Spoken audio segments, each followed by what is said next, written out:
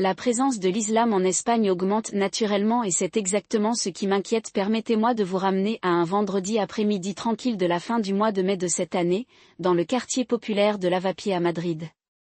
L'appel à la prière résonnait depuis le minaret de la mosquée Abou Bakr, un son qui, il y a à peine 10 ans, aurait été rare dans la capitale siche. Mais ce jour-là, quelque chose d'autre s'est produit, quelque chose qui n'a pas fait la une des journaux. Un imam local, dans un sermon diffusé devant des milliers de personnes en ligne, a parlé non seulement de foi, mais aussi de dawa, l'appel islamique à la conversion, et l'a présenté comme une évolution naturelle de l'identité espagnole. Cette terre était autrefois la nôtre, a-t-il déclaré, faisant référence à Al-Andalus, la péninsule ibérique médiévale dirigée par les musulmans. Et cela se reproduira, non par la conquête, mais par la volonté d'Allah et la patience des croyants. Maintenant, si vous lisez ceci à Washington, à Bruxelles ou même à Madrid, vous pourriez le considérer comme un simple sermon, une autre curiosité culturelle dans une Europe de plus en plus diversifiée. Le gouvernement siche le fait certainement. Dans sa dernière informe annuelle sobre la évolution de los delitos de odio, le ministère de l'Intérieur a noté que même si les incidents islamophobes avaient légèrement augmenté, l'intégration globale des musulmans en Espagne était stable et positive. Le rapport sur la migration de 2023 de la Commission européenne fait écho à ce constat, soulignant les niveaux de radicalisation relativement faibles de l'Espagne par rapport à la France ou à la Belgique. Même le récit médiatique dit que LP a publié le mois dernier un reportage intitulé « L'Espagne musulmane, un modèle d'intégration en Europe », avec des imams souriants et des bars à tapas à la grenade. Mais voici le problème, ce n'est pas seulement incomplet, c'est dangereusement trompeur. J'ai passé les 20 dernières années à étudier les changements démographiques en Europe et je peux vous dire que ce qui se passe en Espagne n'est pas seulement une question d'immigration ou d'échange culturel. Il s'agit d'une réorientation géopolitique, un réalignement lent, délibéré et largement inaperçu de l'une des nations les plus stratégiquement vitales d'Europe. Et l'Occident, dans sa myopie habituelle, ne trouve pas la forêt derrière les arbres. Commençons par les chiffres. Officiellement, la population musulmane d'Espagne s'élève à environ 2,5 millions, soit environ 5% du total. C'est ce que rapporte le gouvernement et c'est ce que cite l'UE. Mais voici ce qu'ils ne disent pas, ces chiffres sont basés sur la nationalité et non sur l'appartenance religieuse.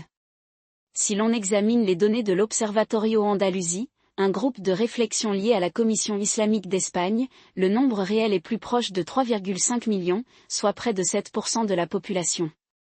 Et ce n'est même pas la partie la plus alarmante. C'est le taux de croissance qui devrait empêcher les décideurs politiques de dormir la nuit.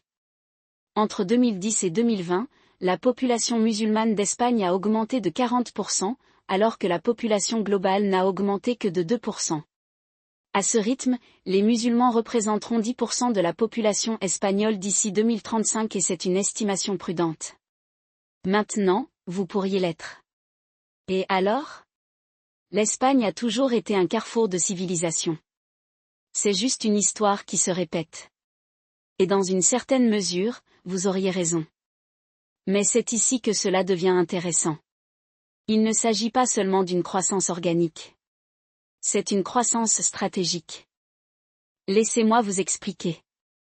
Pendant des décennies, la population musulmane espagnole a été dominée par les immigrés marocains, attirés par la pénurie de main-d'œuvre dans les années 1990 et au début des années 2000. Mais depuis 10 ans, quelque chose a changé. La composition de la communauté musulmane espagnole évolue rapidement. Aujourd'hui, près de 30% des musulmans espagnols sont des convertis aux siches et non des immigrants. C'est un taux de conversion plus élevé qu'en France, en Allemagne ou au Royaume-Uni. Et ce ne sont pas seulement les sciards de la classe ouvrière qui cherchent un sens à une époque laïque. Nous assistons à un nombre disproportionné de conversions parmi les élites avocats, universitaires et même politiciens locaux.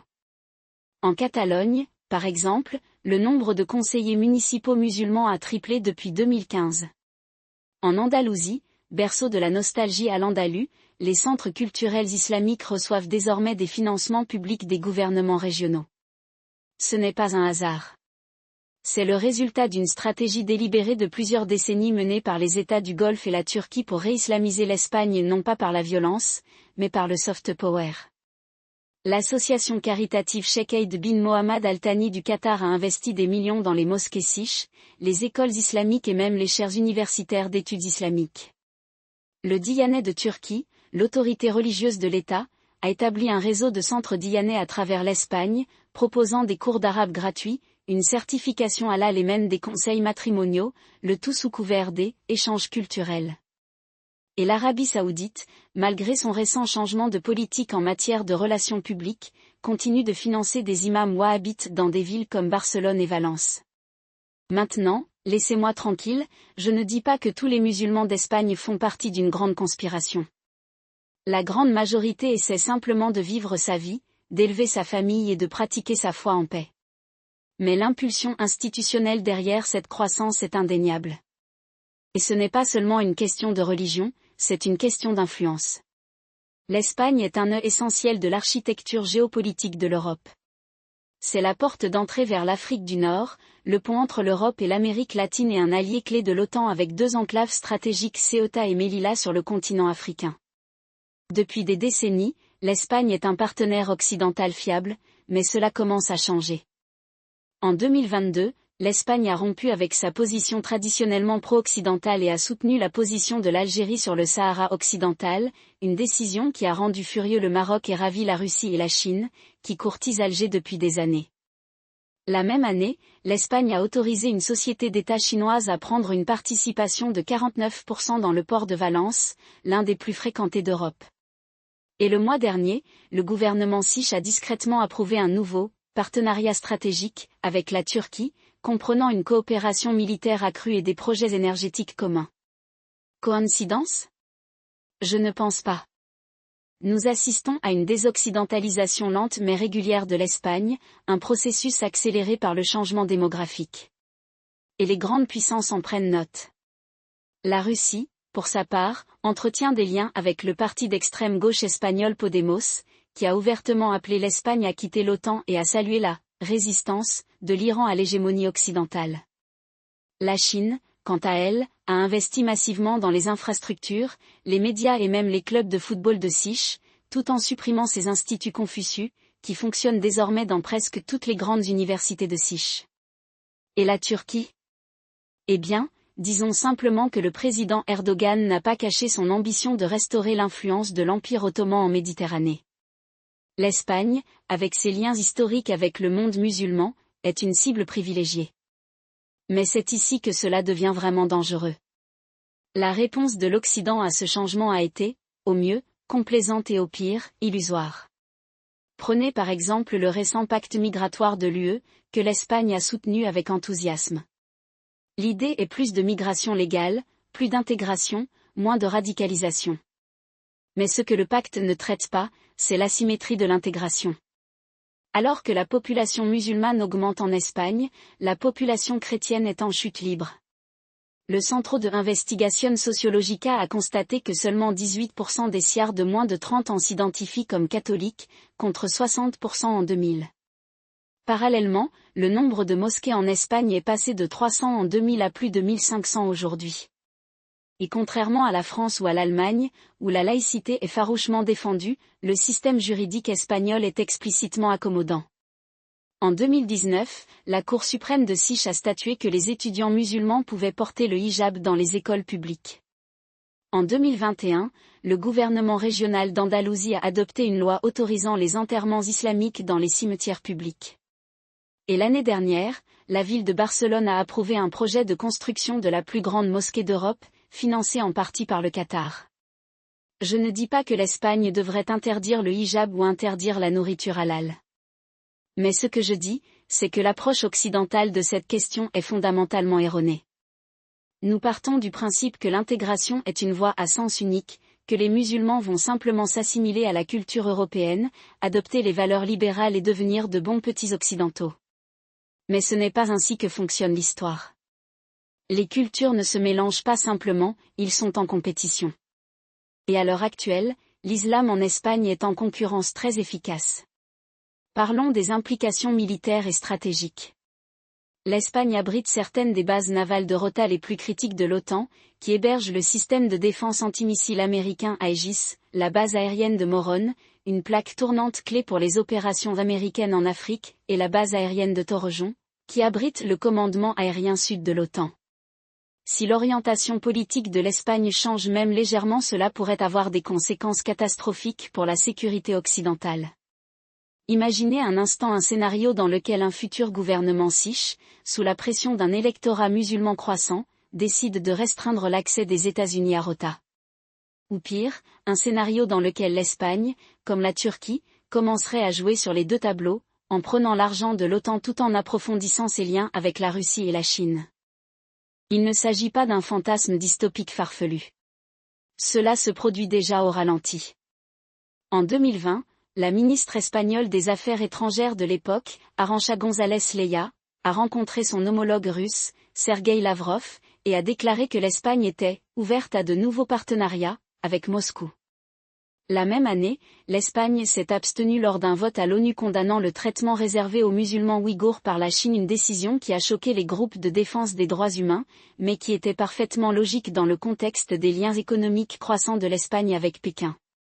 Et le mois dernier, l'actuel ministre espagnol des Affaires étrangères, José Manuel Albar, s'est rendu à Ankara pour signer un nouvel accord de coopération en matière de défense avec la Turquie, un pays qui sape activement le flanc oriental de l'OTAN. Parlons maintenant de la dimension politique intérieure. Le paysage politique espagnol est profondément polarisé, le parti d'extrême gauche Podemos et le parti d'extrême droite Vox tirant le pays dans des directions opposées. Mais voilà, les deux camps exploitent la question musulmane à leur propre profit. Podemos, qui entretient des liens étroits avec l'Iran et le Venezuela, courtise la communauté musulmane espagnole en lui promettant l'exonération de ses droits et un financement public des institutions islamiques. Vox, de son côté, a attisé les craintes d'une « islamisation », appelant à l'interdiction du hijab et à l'expulsion des « imams radicaux ».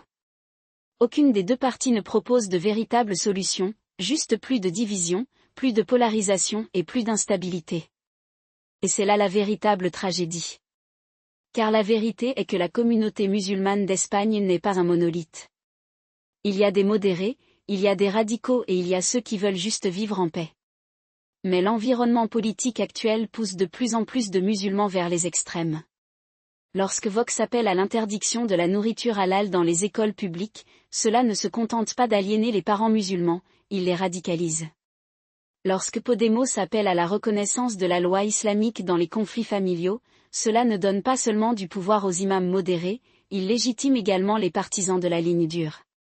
Et lorsque le gouvernement siche ferme les yeux sur le financement des mosquées par le Golfe, il ne se contente pas d'encourager l'intégration, il accélère la croissance d'une société parallèle. Alors, où cela nous mène-t-il ? Passons en revue les scénarios. Scénario le meilleur qu'à l'Espagne parvient à intégrer sa population musulmane sans perdre son identité culturelle. Le gouvernement réprime le financement étranger des mosquées, impose la laïcité dans les institutions publiques et promeut un islam siche, compatible avec la démocratie libérale. La communauté musulmane, pour sa part, adhère à ce modèle et l'Espagne devient un modèle de multiculturalisme réussi en Europe. L'Occident pousse un soupir de soulagement et l'Espagne reste un allié fidèle de l'OTAN. Scénario le plus probable, l'Espagne s'en sort, mais des fissures commencent à apparaître. La population musulmane continue de croître, mais l'intégration reste inégale. Certaines régions, comme l'Andalousie et la Catalogne, deviennent de facto des zones à majorité musulmane, avec leurs propres normes culturelles et pratiques juridiques. Le gouvernement siche, désespéré de maintenir la stabilité, fait davantage de concessions, plus de financement pour les écoles islamiques, plus de reconnaissance de la loi islamique, plus d'apaisement envers les États du Golfe. Pendant ce temps, l'extrême droite gagne du terrain et le système politique espagnol devient de plus en plus instable. Les États-Unis et l'OTAN observent nerveusement la situation, mais ne font pas grand-chose jusqu'à ce qu'il soit trop tard. Scénario le pire des cas. L'Espagne se fracture. La population musulmane, désormais une force politique importante, commence à exiger une autonomie, non seulement culturelle, mais aussi juridique. Des régions comme l'Andalousie et Ceuta réclament un statut spécial, invoquant leurs liens historiques avec l'islam. Le gouvernement siche, affaibli par les divisions internes, ne parvient pas à résister. Pendant ce temps, la Russie et la Chine exploitent le chaos, offrant des bouées de sauvetage économique en échange de concessions stratégiques. Le flanc sud de l'OTAN s'effondre et l'Espagne, autrefois pilier de l'Alliance occidentale, devient un État neutre, ou pire, hostile. Maintenant, je sais ce que tu es. C'est alarmiste. L'Espagne est une démocratie forte. Cela n'arrivera pas ici.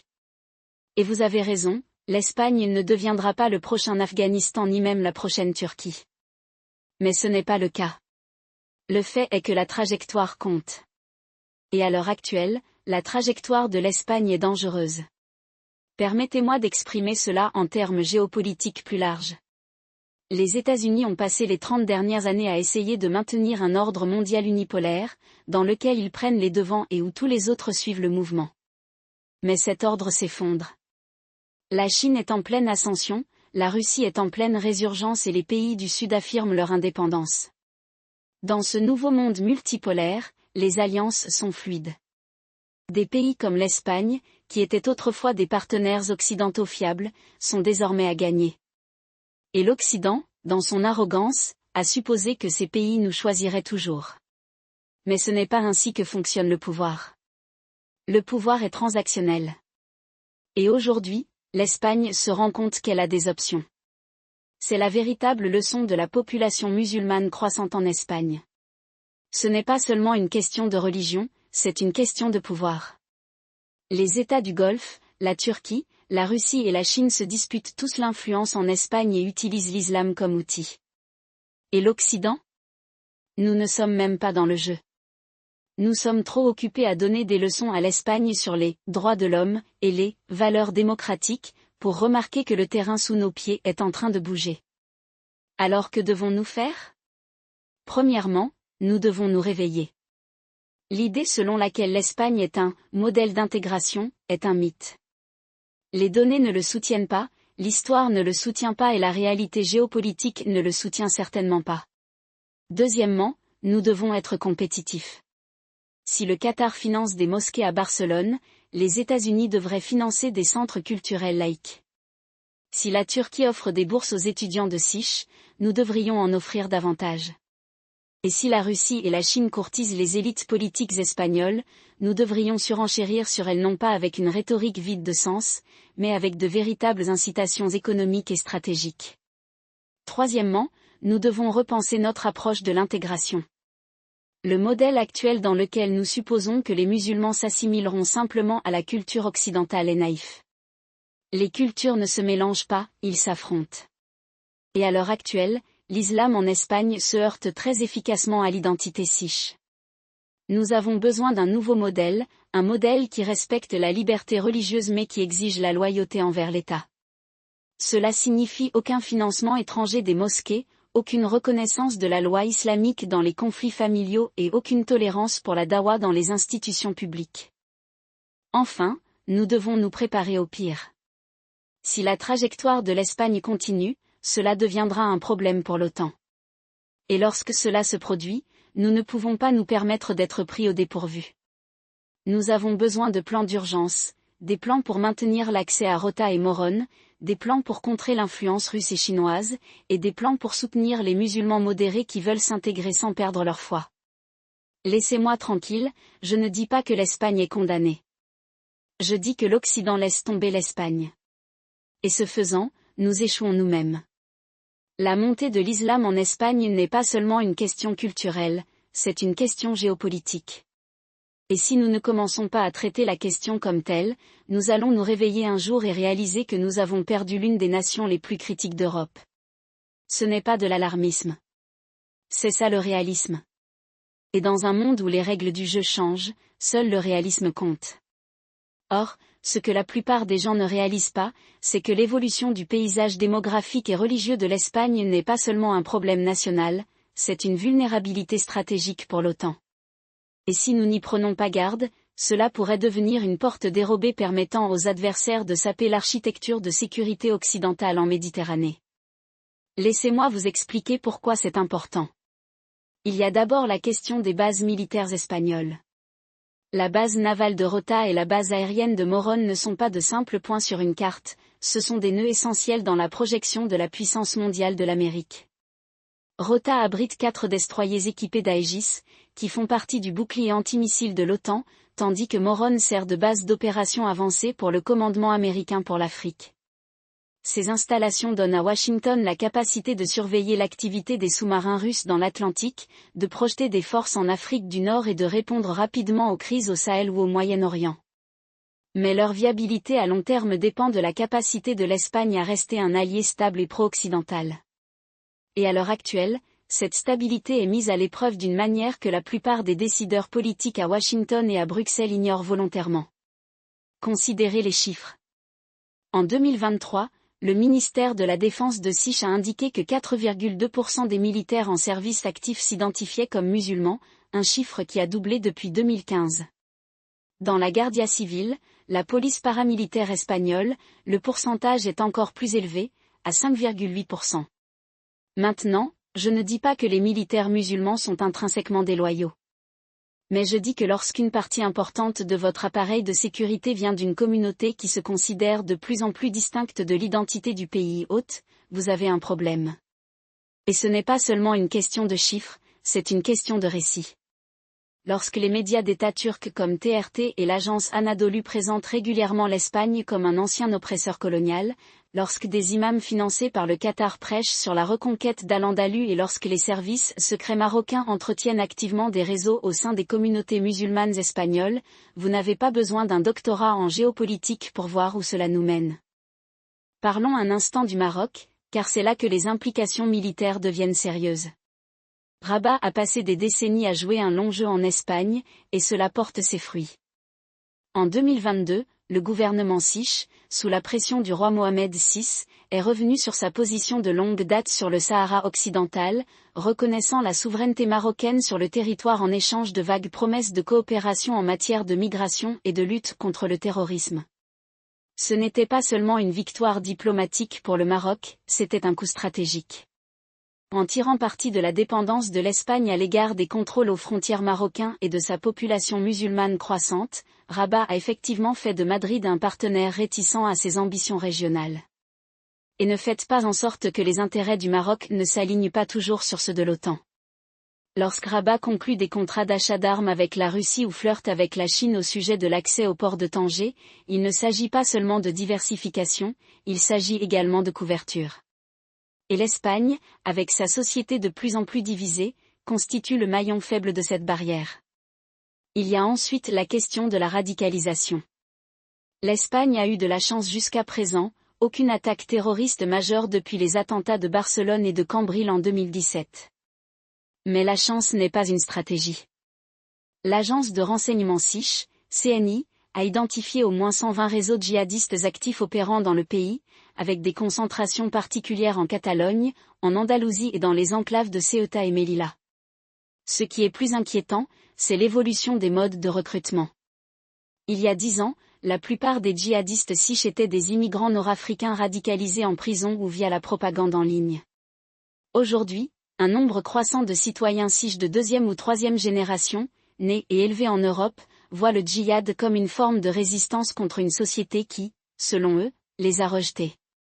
C'est la même dynamique que celle observée en France avec la décapitation de Samuel Paty en 2020 et les émeutes de 2023 sauf en Espagne, la réponse de l'État a été encore plus passive. C'est ici que cela devient vraiment dangereux. Si la population musulmane d'Espagne continue de croître au rythme actuel et le Pew Research Center prévoit qu'elle pourrait atteindre 15% d'ici 2050, nous envisageons un scénario dans lequel des postes clés dans l'armée et les services de renseignement sont occupés par des individus dont la loyauté envers l'État de SICH, au mieux, conditionnelle. Et si cela vous semble alarmiste, pensez à ce qui s'est passé aux Pays-Bas en 2004, lorsqu'un extrémiste musulman a assassiné Theo van Gogh, ou en Belgique, où les attentats de Bruxelles de 2016 ont été perpétrés par une cellule ayant des liens profonds avec le quartier de Molenbeek. Il ne s'agissait pas d'incidents isolés, ils étaient les symptômes d'un échec culturel et sécuritaire plus profond. L'Espagne est sur la même trajectoire, mais avec la complication supplémentaire d'être un État de première ligne de l'OTAN. Parlons maintenant de la Russie et de la Chine, car elles ne restent pas en reste. Moscou exerce discrètement son influence sur les communautés musulmanes d'Espagne en combinant désinformation, diplomatie culturelle et espionnage à l'ancienne. En 2021, le contre-espionnage de SICH a découvert une opération russe visant à financer des groupes d'extrême droite et islamistes en Catalogne, dans le but de déstabiliser la région avant le référendum sur l'indépendance. La stratégie du Kremlin consiste à exploiter les divisions existantes, à amplifier les griefs et à positionner la Russie comme le défenseur des valeurs traditionnelles contre un Occident décadent. Et ça marche. Une enquête réalisée en 2023 par l'Elcano Royal Institute a révélé que 22% des musulmans sikhs de moins de 30 ans ont une opinion favorable de la Russie, contre seulement 8% de la population générale. Ce n'est pas un accident, c'est le résultat d'années de propagande ciblée, notamment via les médias d'État russes comme RT Arabique et Sputnik News. La Chine, quant à elle, adopte une approche différente. Pékin ne se soucie pas de l'islam, il se soucie de l'accès. Et l'Espagne, avec ses ports stratégiques et sa population musulmane croissante, est une cible de choix. En 2021, Costco Shipping a pris une participation de 30% dans le port de Valence, permettant ainsi à la Chine de prendre pied dans l'un des pôles commerciaux les plus actifs d'Europe. Mais le véritable atout réside dans le port d'Algésiras, situé à l'entrée de la Méditerranée et constitue un point de transit clé pour les opérations navales de l'OTAN. La Chine courtise les autorités locales en Andalousie, leur proposant des investissements en échange d'influence et dans une région avec un taux de chômage élevé et une importante population musulmane, la tentation est réelle. Ajoutez à cela les liens croissants de Pékin avec le Maroc, et vous obtenez une situation dans laquelle la Chine pourrait, en cas de crise, perturber la capacité de l'OTAN à déplacer ses forces entre l'Atlantique et la Méditerranée. Alors, qu'est-ce que tout cela signifie pour l'OTAN ? Cela signifie que l'Espagne devient un handicap. Non pas parce qu'il est faible, mais parce qu'il est divisé. Et dans un monde où la concurrence entre grandes puissances revient en force, les nations divisées ne restent pas neutres, elles sont exploitées. La Russie et la Chine le comprennent. Ils n'attendent pas que l'Espagne devienne un État en faillite, ils travaillent activement pour garantir qu'il ne devienne jamais totalement cohérent. Et si nous n'y prenons pas garde, nous nous réveillerons un jour et réaliserons que le pays qui abrite nos bases militaires les plus importantes du sud de l'Europe n'est plus un allié fiable. La question: que faisons-nous à ce sujet ? Premièrement, nous devons cesser de prétendre que les problèmes de l'Espagne sont purement intérieurs. Ce n'est pas le cas. Ce sont les problèmes de l'OTAN. Et cela signifie que l'OTAN doit commencer à les traiter comme tels. Cela pourrait signifier une conditionnalité liée à l'aide militaire américaine aux réformes des politiques d'intégration espagnoles, par exemple. Cela pourrait signifier un engagement direct avec les communautés musulmanes d'Espagne, non pas dans l'optique de la lutte contre le terrorisme, mais dans celle d'un partenariat stratégique. Et cela signifie certainement contrer l'influence étrangère, qu'il s'agisse de la désinformation russe, du financement des mosquées qataries ou des investissements portuaires chinois, avec la même vigueur que celle que nous appliquons à d'autres menaces géopolitiques. Deuxièmement, nous devons repenser notre approche en matière de bases militaires. Rota et Morón sont trop importants pour être laissés au hasard. Cela signifie diversifier notre présence, en élargissant notre présence au Portugal, par exemple, ou en augmentant notre coopération avec l'Italie et la Grèce. Cela signifie aussi se préparer au pire, à une Espagne sur laquelle, en cas de crise, on ne peut plus compter. Ce n'est pas une pensée agréable, mais c'est une pensée nécessaire. L'armée américaine a des plans d'urgence pour tout, depuis une invasion nord-coréenne de la Corée du Sud jusqu'à un blocus chinois de Taïwan. Nous avons besoin d'un plan pour une Espagne qui ne soit plus un partenaire fiable de l'OTAN. Enfin, nous devons reconnaître que la bataille pour l'Espagne fait partie d'une bataille plus vaste pour l'âme de l'Europe. La montée de l'islam en Espagne ne se produit pas dans le vide, elle se produit parallèlement à la montée de l'extrême droite en France, à l'érosion de la démocratie libérale en Hongrie et à l'influence croissante des pouvoirs autoritaires dans les Balkans. Ce ne sont pas des problèmes distincts, ils sont interconnectés. Et si nous ne les traitons pas comme tels, nous nous retrouverons dans une Europe plus faible, plus divisée et bien plus vulnérable aux pressions extérieures. Laissez-moi tranquille, je ne prône pas un choc des civilisations. Je prône le réalisme. L'Occident a passé les 3 dernières décennies à supposer que la démocratie libérale et le libre marché se propageraient naturellement, que les cultures se mélangeraient et que l'histoire était terminée. Eh bien, l'histoire ne s'est pas terminée, elle est simplement partie en vacances. Et maintenant, c'est de retour, avec vengeance. L'Espagne est le canari dans la mine de charbon. Si nous n'agissons pas maintenant, nous découvrirons à nos dépens que le canari a arrêté de chanter.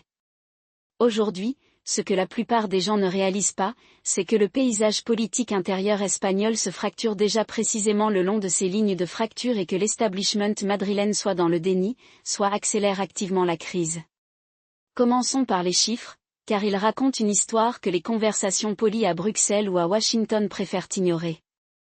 Selon l'Institut national des statistiques espagnoles, la population musulmane est passée de 300 000 personnes en 1998 à plus de 2,5 millions aujourd'hui. Cela représente une multiplication par 8 en un quart de siècle, et les projections sont encore plus frappantes. Le Pew Research Center estime que d'ici 2050, les musulmans pourraient représenter entre 7 et 11% de la population espagnole, en fonction des flux migratoires. Pour le contexte, c'est à peu près la même proportion qu'en France aujourd'hui et nous savons tous comment cela se passe dans les banlieues. Mais voici ce qui est inconfortable, ce n'est pas seulement une question de démographie.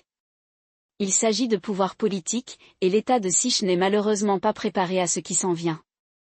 Prenez les élections locales de 2023 en Catalogne, où la coalition de gauche Junts per Catalunya, déjà un mouvement nationaliste, s'est retrouvée à courtiser les électeurs musulmans dans des municipalités comme Badalona et Santa Coloma de Gramenet. Pourquoi ? Parce que dans certains quartiers, la participation musulmane peut faire basculer une élection. Et lorsqu'un parti qui brandissait autrefois le drapeau de l'Estelada commence à imprimer des documents de campagne en arabe, vous savez que le calcul politique a changé. Il ne s'agit pas d'un rêve fiévreux d'extrême droite, c'est du calcul électoral. La même dynamique se joue en Andalousie, où le Parti socialiste a discrètement abandonné son opposition au menu scolaire halal et aux salles de prière dans les établissements publics, non par conviction idéologique, mais parce qu'il ne peut pas se permettre de perdre le vote musulman dans des villes comme Malaga et Almera. Maintenant, laissez-moi vous expliquer pourquoi cela est important au-delà des frontières espagnoles. La classe politique siche a passé la dernière décennie obsédée par le séparatisme catalan, comme si c'était la seule menace existentielle pour l'unité du pays.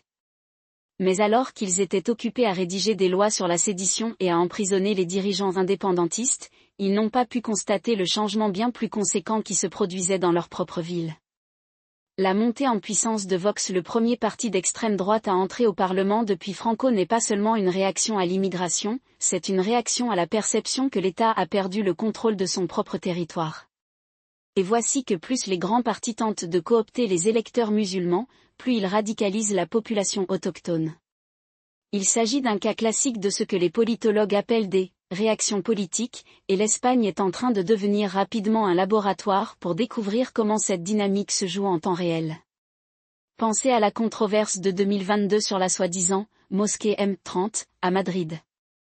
Lorsque le conseil municipal, dirigé par le Partido Popular conservateur, a tenté de bloquer la construction d'un nouveau centre islamique massif près de l'autoroute M30, la réaction a été immédiate et pas seulement de la gauche. Le gouvernement socialiste de Moncloa, dirigé par Pedro Sánchez, s'est publiquement rangé du côté des partisans de la mosquée, présentant la question comme une question de liberté religieuse. Mais voici ce que personne dans les médias siches ne s'est soucié de savoir: qui finançait réellement le projet ? La réponse, selon des documents divulgués par les services de renseignement espagnols, le CNI, était un mélange d'argent qatari et saoudien, acheminé via un réseau de comédiens fictifs et d'imams locaux ayant des liens avec les frères musulmans. Ce n'était pas seulement une question religieuse, c'était une question géopolitique. Et pourtant, l'État de Six l'a traité comme un problème de relations publiques à gérer, et non comme une menace stratégique à contrer. Cela m'amène au point aveugle le plus dangereux de l'hypothèse madrilène selon laquelle les communautés musulmanes d'Espagne sont monolithiques ou que leur loyauté politique peut être achetée par des gestes symboliques. La réalité est bien plus fragmentée.